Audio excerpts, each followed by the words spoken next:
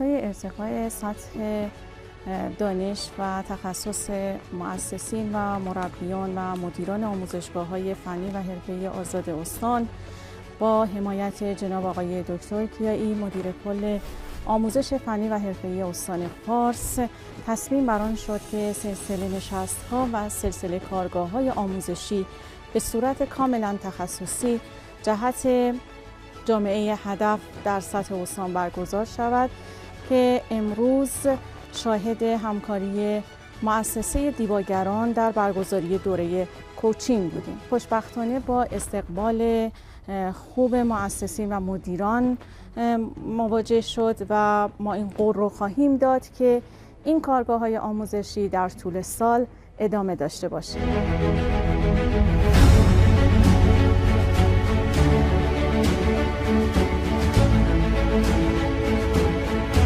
امروز ما در مورد کوچینگ صحبت کردیم، اصول کوچینگ، مایندست کوچینگ و ذهنیتی که داره. چرا راجع به کوچینگ؟ چون نیاز روز جامعه هست.